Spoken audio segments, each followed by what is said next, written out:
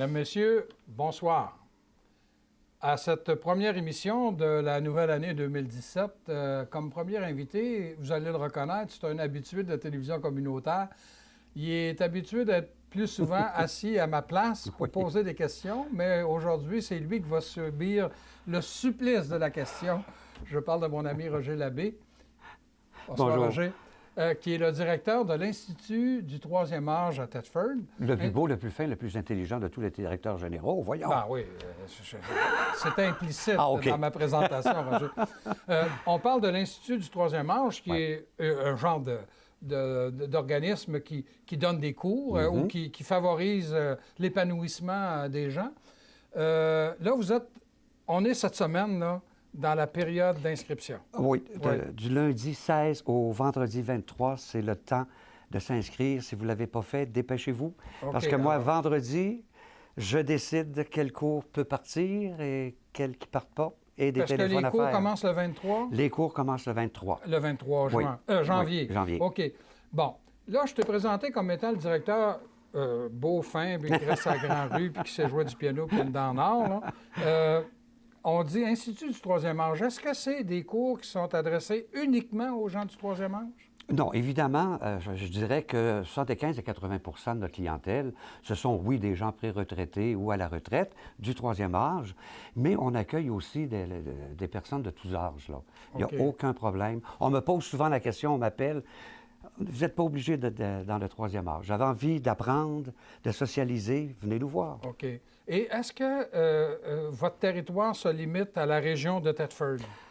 Depuis quelques années, vraiment, on déborde. Écoute, on a des gens de Saint-Georges, Cap-Rouge, Sainte-Croix-de-Laubinière et Victoriaville. C'est incroyable. Et dans la région de Sherbrooke aussi, il y en a qui viennent? Oui, il y en a qui viennent. Et ça, je pense que c'est grâce à la qualité des enseignants, des animateurs que l'on a. Leur réputation, là, déborde des frontières. Oui. Et les cours se donnent en après-midi. Est-ce qu'ils se donnent en avant-midi, après-midi et soir? Bon, règle générale, avant-midi, après-midi, mais il y en a aussi quelques-uns qui se donnent le soir. Évidemment, ça dépend de la disponibilité des animateurs et des locaux disponibles à la Maison de la Culture. Oui, parce qu'il faut dire que je pense que tous les cours se donnent à la Maison de la Culture à Thetford. L'ITAT a une bonne collaboration du service des loisirs de la ville de Thetford. Ben, c'est incroyable. On ne pourrait pas charger les coûts qu'on demande s'il fallait payer un loyer. Alors, la ville met toute la Maison de la Culture à notre disposition. C'est merveilleux. Bon, allons-y, là, pour les gens qui nous écoutent et qui seraient intéressés. Vous avez combien de cours cette année? Pour la session d'hiver, il y en a 15. Ah, ça commence à être important. Alors, décortiquons un peu. Là, je te pose des questions, puis je connais déjà certaines réponses parce que je suis un élève, moi, des cours d'espagnol, entre autres. Alors, justement, au niveau des langues, l'ITAT offre des cours qui touchent combien de langues? Bon, 4 langues.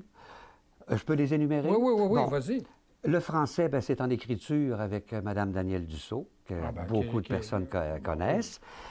En anglais, on a 2 cours d'anglais. On a l'anglais que j'appelle de tous les jours, l'anglais au quotidien, qui sont donnés par 2 ex-enseignants du high school, Heather et Hartley Hollis. On a l'anglais de voyage. La différence entre les deux, c'est surtout au niveau, lorsque vient le temps de vivre des activités en classe, au niveau du vocabulaire. Anglais de voyage, bien, c'est axé beaucoup plus, là. Exemple, je suis à l'aéroport, aux douanes, réservation d'hôtel. Et les cours d'anglais de voyage sont donnés par Mme Thérèse Sheffield, qui était enseignante au cégep, et André-Pierre Chartrand a un nom québécois, mais c'est un Ontarien qui a tout fait ses études en anglais. Et puis, à un moment donné, il a décidé de s'en venir au Québec. Il a travaillé pour LPS à Québec. Il a toujours enseigné l'anglais comme langue seconde. Et on a l'espagnol, qui est très, très, très populaire. Dos professores. Dos professores. Alors, on a Margarita Rosa Ospino. Margarita, elle fait la session d'automne. Pourquoi? C'est qu'à l'hiver, elle a profité de notre culture québécoise et elle a décidé de faire profiter les gens de son village, en Colombie, de la culture québécoise, à Santa Marta. Alors, l'hiver est à Santa Marta, elle a une école de français. Et là, c'est Ledis Guerra Ramos. Voilà, Ledis Guerra, qui est colombienne elle aussi, qui fait la session d'hiver. Alors, on a vraiment des gens, c'est leur langue première. Et moi, pour te dire que je suis des cours d'espagnol depuis quelques années, là, Oui. ce sont deux femmes superbes, excellentes. C'est tellement plaisant de suivre des cours avec ces gens-là. Et le groupe aussi est plaisant. Oui. Donc ça, c'est espagnol. Et il t'en reste une quatrième. Italien. Ah oui, c'est vrai. Et c'est une Italienne qui demeure à Disraeli, qui vient, Angela Di Battista, qui vient donner les cours d'italien. C'est sa 3e session. Une belle jeune Italienne. Oui, une maman italienne. Je lui ai demandé d'ailleurs si elle cuisinait comme la maman qu'on voit à la télévision pour Ikea. Faut pas dire fort. Oui, elle dit c'est exactement ça. Donc, 4 cours de langue. Oui. Au niveau des arts, vous touchez... Les arts, présentement, on a déjà eu dessin, aquarelle et peinture à l'huile. Pour le moment, nous n'avons que peinture à l'huile, OK? Avec Martine? Avec Martine Cloutier, dont la carrière est en train d'exploser. C'est incroyable. Oui. Il ne reste que quelques places disponibles parce que les gens ne veulent pas partir. Hein? Alors, ils se préinscrivent, mais s'il y en a qui sont intéressés, mais dépêchez-vous. Mais là, tu me parles que tu as juste un cours, mais vous n'avez pas des cours de photo aussi? Oui, il y a des cours de... Est-ce que c'est pas dans l'art, ça? Bon, on peut, oui, si on veut, on peut l'ajouter dans l'art. Ces cours-là se donnent le lundi soir par Daisy Grenier, qui a parti sa compagnie et qui enseigne aussi, je pense, la photo au cégep. OK. Oui. Donc, vous avez aussi des cours de... Moi, je pourrais appeler ça bien-être intérieur. Tiens. Oui. Alors, ça comprend quoi, ça? Alors, c'est le tai chi et le yoga. Et c'est vraiment adapté au 3e âge. Parce que souvent, les gens m'appellent, oui, mais je vais donner un exemple en yoga. OK? Vous devez faire un exercice, vous êtes assis par terre, mais vous n'êtes pas capable. On s'assoit sur la chaise pour faire l'exercice. Ou en équilibre. Bien, on peut tenir le dossier de chaise si on n'est pas capable. C'est vraiment adapté. Et encore là, c'est des professeurs. Nicole Martel, Nicole, qui est là depuis des années. C'est pas pour la vieillir. Non, pas du tout. Elle a l'air très jeune. Et Guylaine Bouchard, la même chose. Guylaine enseigne un peu partout. Elle est toujours en perfectionnement. Bon. C'est incroyable. Là, il reste préparation à la retraite. Oui. Alors, dans le dépliant de la ville, on marque, puis c'est la même chose, parce que je sais qu'on va parler aussi de 55 ans au volant. On attend que les groupes se forment, parce que très souvent, c'est ce qui arrive. Exemple, on a déjà eu à la commission scolaire, ils savaient que plusieurs personnes partaient à la retraite. Alors, on a dû former 2 groupes. Alors, ces 2 cours-là, 55 ans au volant et préparation à la retraite, ce sont des cours de 15 heures. OK? Tandis que les autres, habituellement, c'est 20 heures de cours. Oui, c'est ça. 10 semaines de 2 heures. Oui. Comme, en tout cas, nous, en espagnol, c'est 10 semaines, 2 heures. Oui, comme en peinture. Par semaine. En peinture, bien, c'est 30 heures. Bon, ces 2-là, c'est 15 heures. En photographie, c'est 12 heures. OK. Et là, Tommy me fait signe qu'il reste 5 minutes. OK. Il faut, on va y aller on vite. A fait le tour pas mal des cours. Il reste J'aimerais ça, ça va, oui, OK. Oui. Les coûts, parce que là, tu as parlé à un moment donné, grâce à la ville de Thetford, vous êtes capable d'offrir des cours à des coûts vraiment pas dérisoires, mais presque très abordables. Si on regarde, si on fait, la division par le nombre d'heures, ça revient à peu près à 4,75 $. Moi, je dis c'est ridicule. Et je me permets rapidement de donner l'exemple. Notre prof de peinture, elle enseigne très souvent le fin de semaine à l'extérieur. Et les gens, l'organisme demande 140 $ pour une journée de cours. Nous, on demande 150 pour 30 heures. C'est 5 $ de l'heure. Oui. Et nous, à l'espagnol, là, c'est 95. 95. Oui. Donc, c'est juste, c'est près de 5 $ de l'heure. Oui. Là, aussi. Alors, c'est pas cher, grâce à la ville. Pour la qualité des professeurs qu'on a, là... on est gâtés. Ouais. Vraiment, nous sommes gâtés. Donc, est-ce qu'il y en a que c'est... Bon, là, tu me dis la peinture, c'est 150 $. Est-ce qu'ils doivent fournir également leur pinceau, le matériel? Oui, oui. Et d'ailleurs, lorsqu'on regarde dans le cahier que l'Envie nous envoie, c'est marqué parfois, bon, le matériel est inclus, alors ça peut être un petit peu plus cher à ce moment-là. C'est de la photocopie ou autre chose, ou matériel en su, bien là, parfois on doit fournir Comme des nous, choses. Margarita nous a demandé cet automne, je crois que c'est 3 $ pour les frais de photocopie. De photocopie. C'est Mais ça. là, je regarde mes notes et puis on est en train d'oublier parmi les activités des conférences. Oui, oui, absolument. Oui, alors, oui, absolument. Le lundi soir, des conférences sur différents sujets. Ça s'appelle Histoire, problématiques et enjeux contemporains. Ça peut être en sociologie, en psychologie, en économie, et j'en passe. Et je pense que la majorité des gens qui viennent donner ce cours-là les conférences, viennent oui. du cégep. Absolument. On est chanceux. C'est les profs du cégep qui ont accepté de venir donner ces conférences-là. C'est très, très, très intéressant. On apprend plein de choses, même si on croit être au courant du sujet. Hein, je ne savais pas ça, là. Oui, oui. On s'amuse. OK. Donc, on répète, là, on est dans la semaine d'inscription, cette semaine, là. Et si les gens qui nous écoutent disent « Hey, mais mon Dieu, je voulais m'inscrire, moi, là. » Ils doivent s'y prendre de quelle façon? Est-ce qu'ils peuvent s'inscrire par Internet ou... Bon, par Internet, malheureusement pas. C'est pas comme les activités vraiment de la Ville. C'est de remplir le formulaire et de venir le porter avec leur chèque à la Maison de la Culture. OK. Et s'ils veulent aussi des informations, Pierre, ils peuvent nous appeler en tout temps. Bon, ben alors, tu m'as donné 2 numéros de téléphone, hein? Oui. Tu m'as donné le 418-335-2981. Ça, c'est le numéro de la Ville de Thetford. Tout à fait. Et tu es au poste 304. C'est ça. On demande l'ITAT et voilà. Au Roger Labbé, qui est connu comme Barabas dans la Passion. Donc, ils vont le transférer à bonne place. Et tu m'as donné un autre numéro aussi, toujours dans le 418-335-0925. Oui. Ça, c'est mon numéro personnel. Okay. Et ne vous gênez pas à m'appeler. Même, je préfère ça. Okay. Moi, ça me permet de savoir plus rapidement si mes gros vont partir ou pas, là. Et puis, Luc, il va sûrement se faire un plaisir de le mettre autour de nous. Et si les gens voulaient avoir d'autres informations, ils peuvent toujours... vous avez un site, c'est www.itat-tm.com. Oui, tout à fait. Et là, ils vont voir là, sur la page d'accueil la programmation. Il y a un onglet qui est indiqué. Il y a le dépliant de la Ville aussi. Ah oui, c'est vrai. Cahier loisirs et culture de la Ville. Ceux qui sont de la Ville et de il y a un cours qu'on a oublié. Malheureusement, j'ai oublié. Cours de tablette. Ah oui, on donne des informatique. Cours de tablettes informatiques aussi. Apple ou Android. OK. Oui. Alors, encore, je le répète, appelez-moi, ça va me faire plaisir. Oui. Il y a à peu près combien d'élèves par session, là? À l'automne, on est à combien? Oh, là, je ne me souviens pas, mais ce que je peux vous dire... On peut-tu être une centaine, plus que ça? Ah oui, beaucoup plus que ça. Oui, bon. Écoute, on se tient, je dirais, une moyenne de 2 sessions, là. Au moins 800 personnes. Ah, mon Dieu! OK? La session d'hiver, il y a toujours un petit peu moins de personnes parce qu'on a une clientèle qui va dans le sud beaucoup, qui voyage. Et évidemment, il y en a d'autres aussi qui ont peur de se déplacer là, à cause de la neige ici. Oui, des conditions climatiques, oui. Ah oui, 800 personnes, je dirais que c'est une bonne moyenne. On a presque 8000. Alors, Roger, je te souhaite d'avoir beaucoup d'appels au cours des prochaines heures. Moi aussi, je le souhaite. Et vous, bien demeurer des nôtres. L'émission se poursuit dans quelques instants.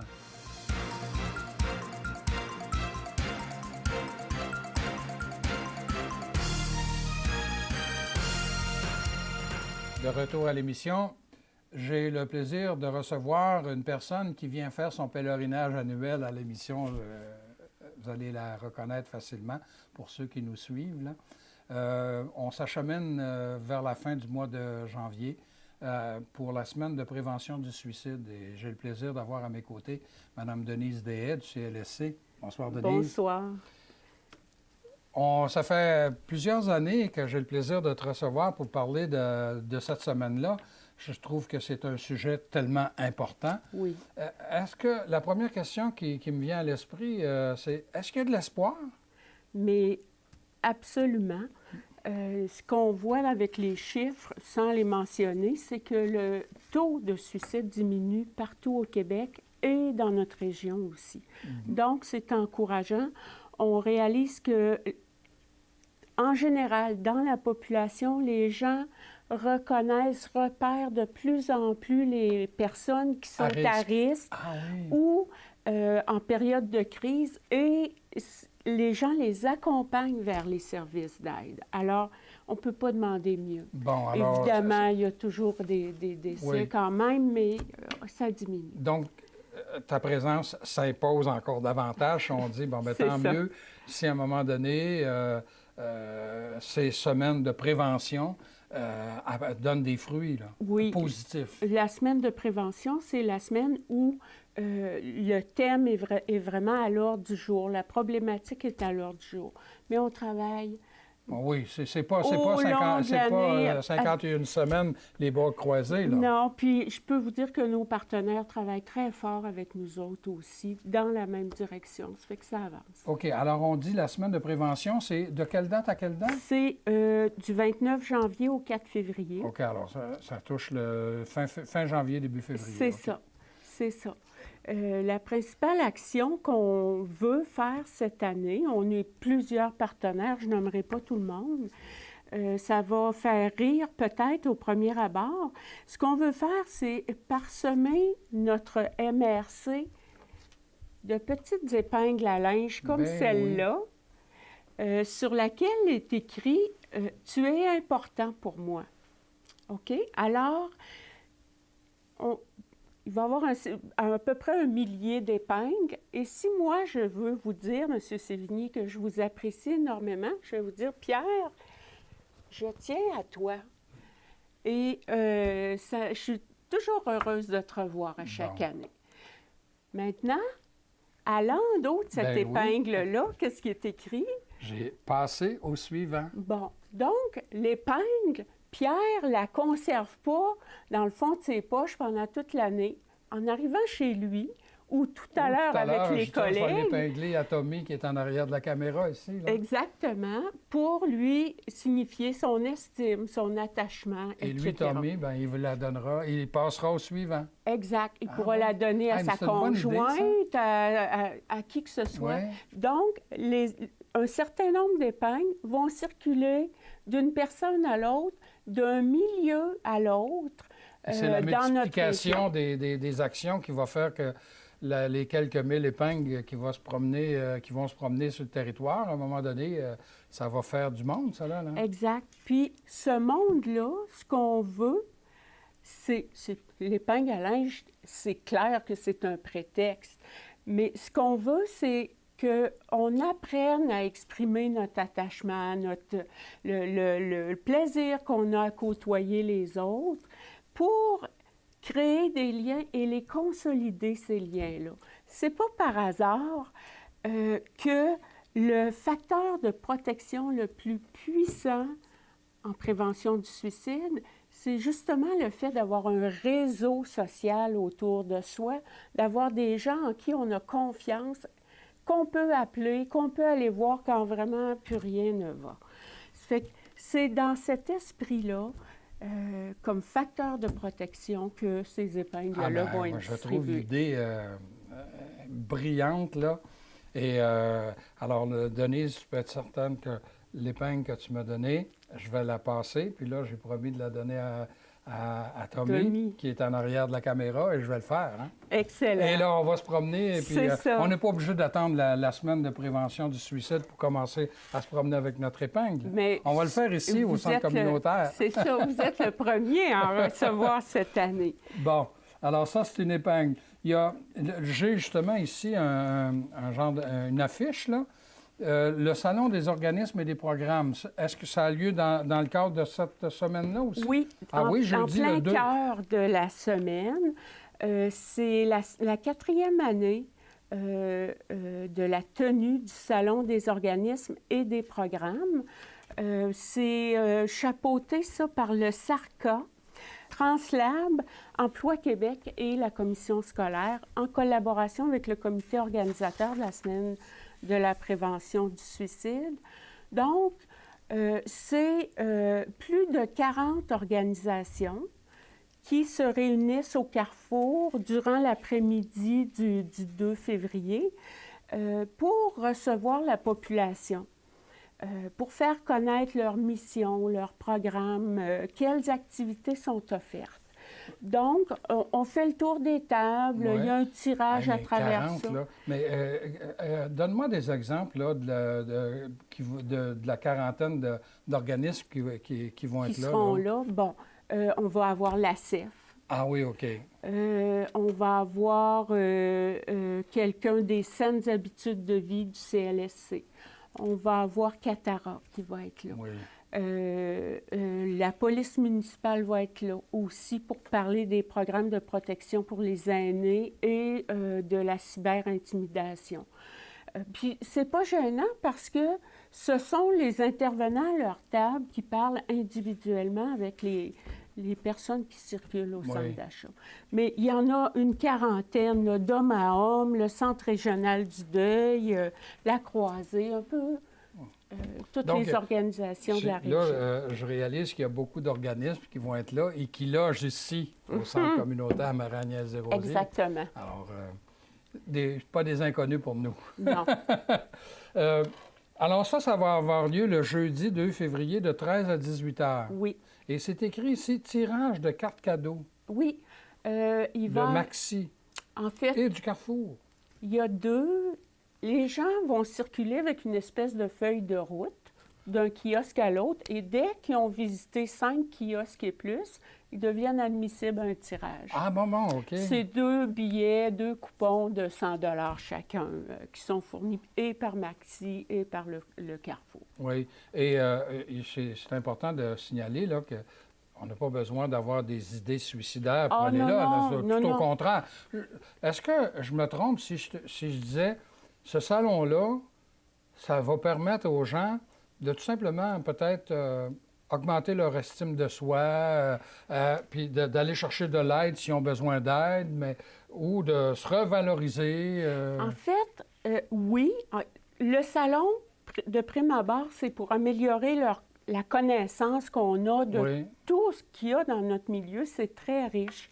Ça s'adresse aux gens qui veulent, oui, augmenter leur estime de soi en s'impliquant dans le milieu ou en réorientant leur vie, par exemple un retour aux études, un retour sur le marché du travail ou commencer à faire du bénévolat partout. Une implication bénévole. Oui.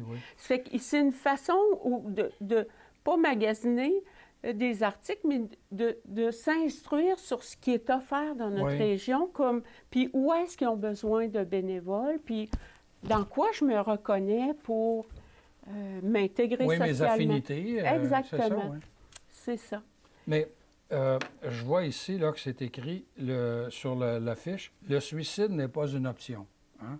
Bon, ça fait longtemps que tu nous le répètes, ça.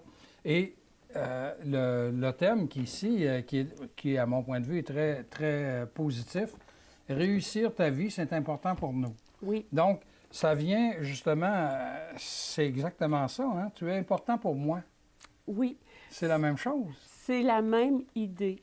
En fait, en prévention du suicide, il y a plusieurs facteurs de protection et autant de facteurs de risque. Mais le fait d'avoir un réseau social, d'avoir un ou une amie, d'avoir des collègues avec qui on ne fait pas juste parler de hockey. Mais se confier. Des collègues à qui on peut se confier quand c'est nécessaire.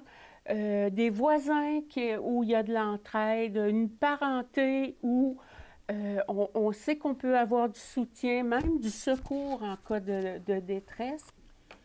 Il nous reste une couple de minutes. J'aimerais ça, Denis, si tu nous donnais les 5 facteurs les plus importants pour demeurer en vie. Oui, on vient d'aborder le principal, c'est-à-dire d'entretenir des liens d'amitié. Un autre qui est prioritaire, c'est celui de la consommation d'alcool ou de drogue qui doit être la plus modérée possible. Les gens qui savent garder la maîtrise d'eux-mêmes restent aussi en sécurité par rapport au suicide. On peut faire la comparaison avec la rage au volant. Les impulsifs se mettent plus en danger que ceux qui attendent patiemment. Il y a aussi la notion de prendre soin de soi. Est-ce qu'on tient compte de nos besoins, des signaux d'alarme de notre corps ou de notre cœur ou de notre esprit pour prendre les mesures qu'il faut pour rester équilibré et évidemment nourrir l'espoir plutôt qu'avoir une vision pessimiste et noire des choses. Noir, Exactement. Alors, en terminant, on va donner le numéro de téléphone aux gens, si jamais il y a des gens qui ont décelé, peut-être chez le voisin ou leur ami, leur famille, des membres de leur famille, comment s'y prendre pour essayer de corriger certaines situations, ou si quelqu'un qui se sent pas bien dans sa peau puis qui voudrait... Exactement. Alors, il y a un numéro de téléphone. Oui, c'est le 1-866-APPEL, 1-866-277-3553. Et ça fonctionne 24 heures par jour, toute l'année. Ce sont des professionnels qui répondent, qui sont en lien avec les intervenants des CLSC. OK, alors je le répète, c'est 1-866, donc c'est un appel sans frais. C'est gratuit, c'est ça. Et pour les gens, là, c'est facile à retenir. On appelle le APPELLE. Exact. Ça veut dire 277-3553. C'est ça. Et merci beaucoup, Denise. Ça a été un plaisir, merci. Je vous invite à nous revenir la semaine prochaine.